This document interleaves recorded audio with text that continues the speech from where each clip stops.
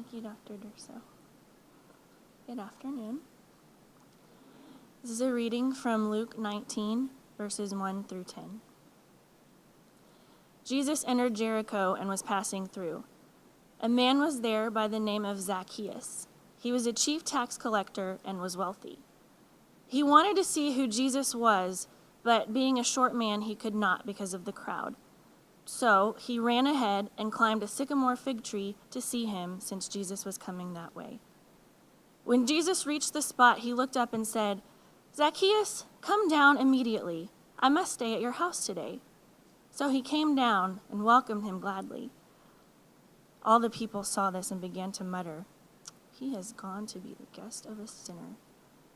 But Zacchaeus stood up and said to the Lord, "Look, Lord, here and now I give half of my possessions to the poor, and if I have cheated anybody out of anything, I will pay back 4 times the amount."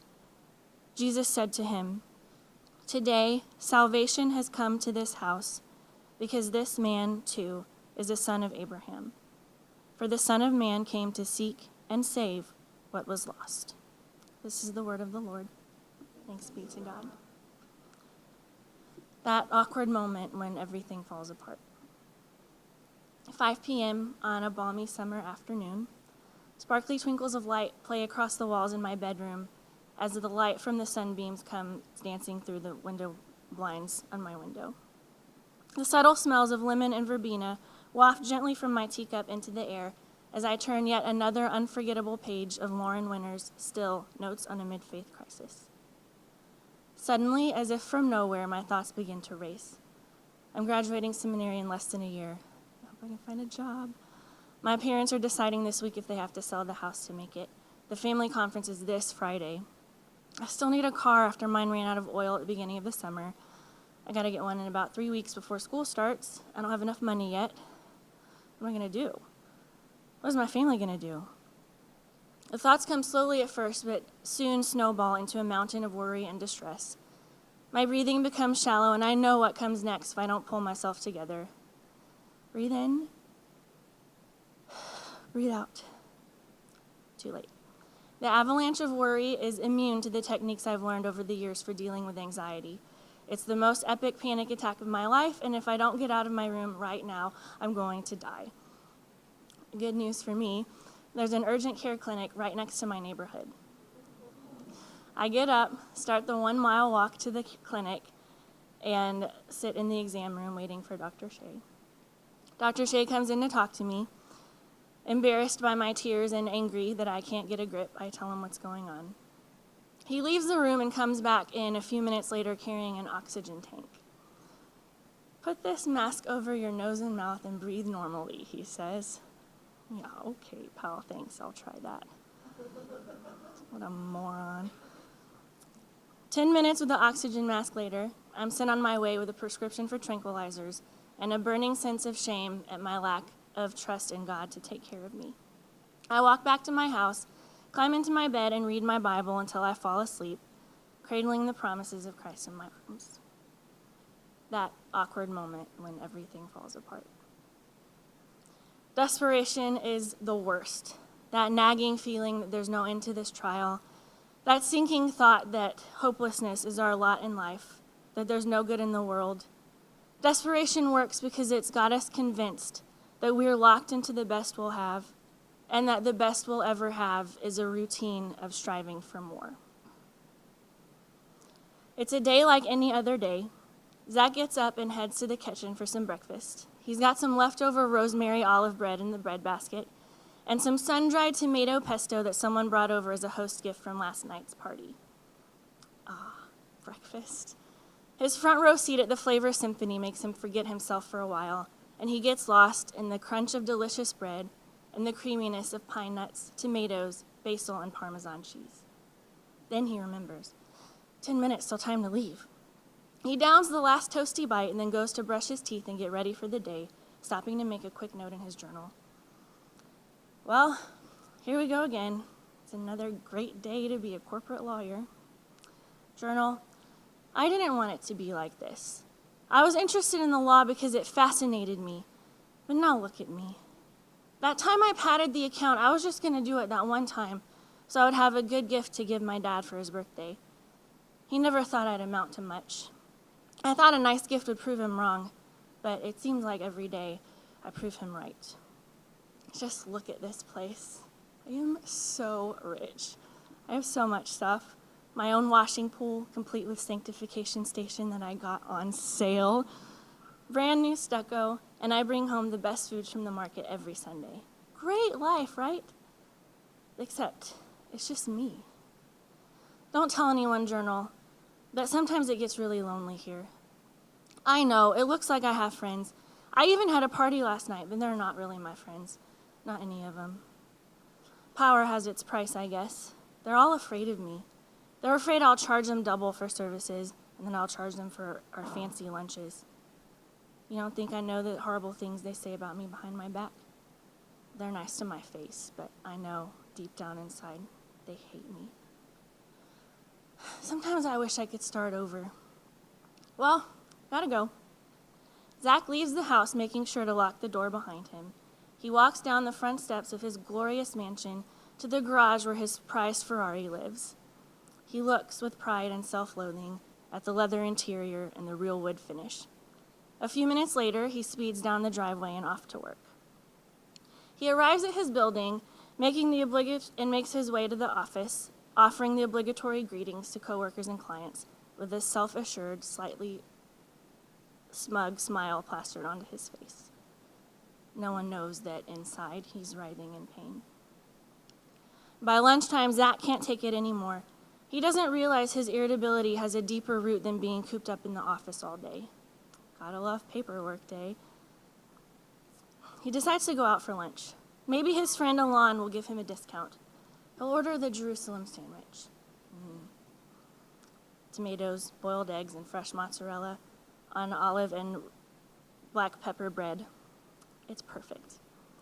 On a crisp fall day, who could think of staying inside? Corporate workers in power suits leave their offices for lunch.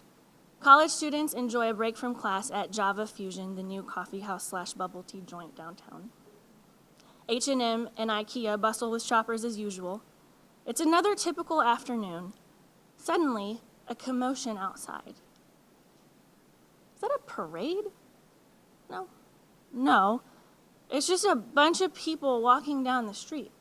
They're being led by some guy. He's wearing a red drink coffee do good t-shirt over a black long sleeve t-shirt, jeans, and red Toms. Some shoppers continue to check items off their list.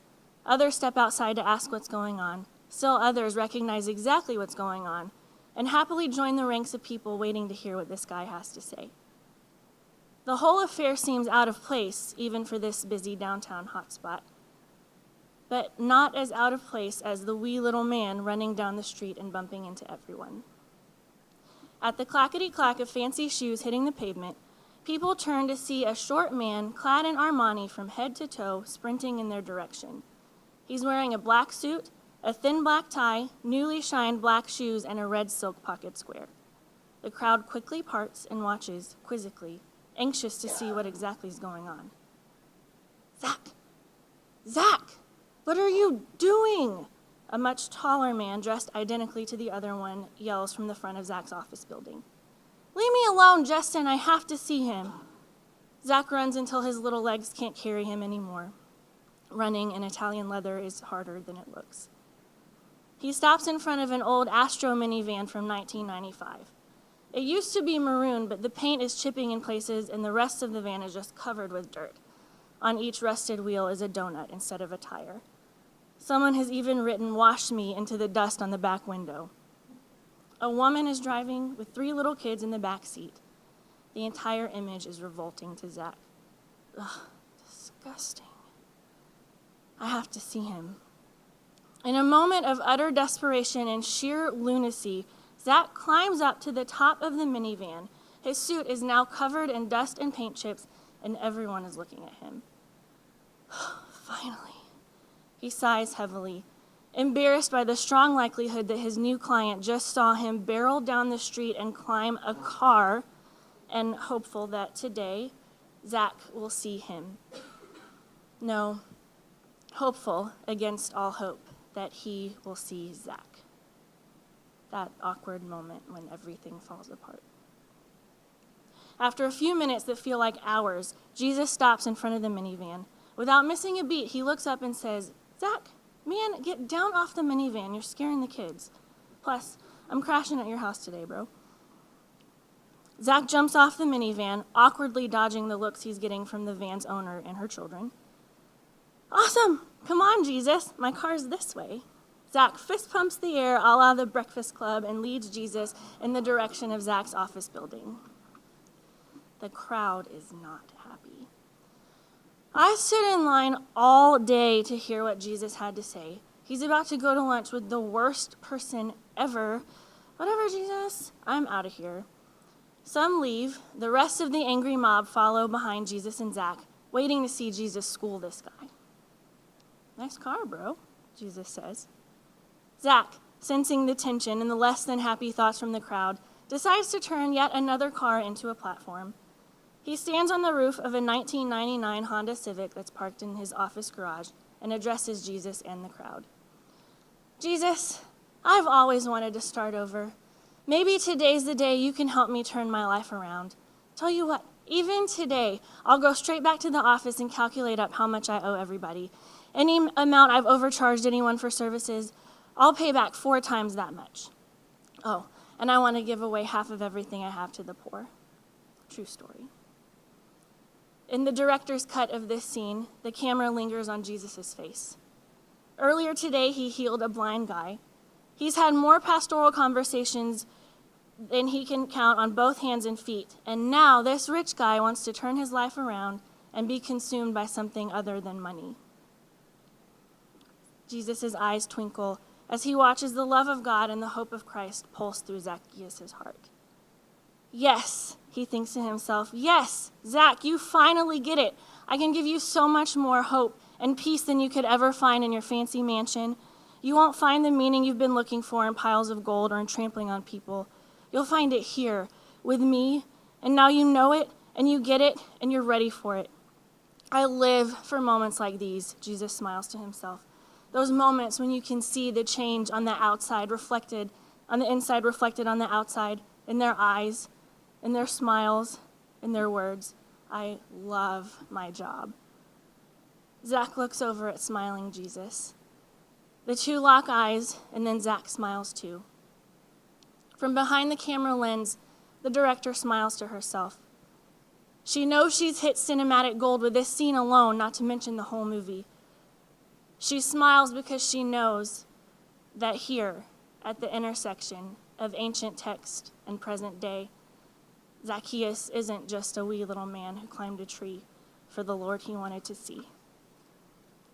Zacchaeus is every father who works hard to provide for his family, only to have it not be enough every time. Zacchaeus is every mother who feels guilty for wanting just a tiny bit of alone time away from the kids. Zacchaeus is every preacher who seeks to speak a word of comfort in the face of national tragedy. Zacchaeus is every person who's ever longed to look into the face of Jesus and find hope. For in Jesus, a blind man is healed and a rich man finds his way into the kingdom of God. In Jesus, an anxious seminary student learns to trust a God who is bigger than anxiety and circumstance. In Jesus, preachers find inspiration for their ministries, the church knows her purpose, and the world knows God's seeking love. In Jesus, there is hope. This hope in Jesus strengthens the hands with which we cling to promises of blessing in seasons of drought. This hope in Jesus is a joy that brings us through the hardest times and makes the best times sweet and well celebrated.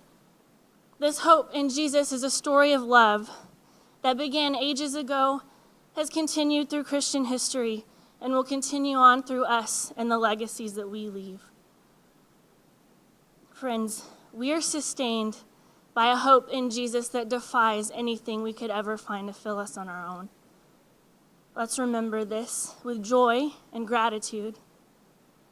Let's also remember that we have a responsibility to not hold on to this hope for ourselves, but to share it with our families, with our churches, with our communities, with the world. Let's use our circumstances to join God in what God is doing around us.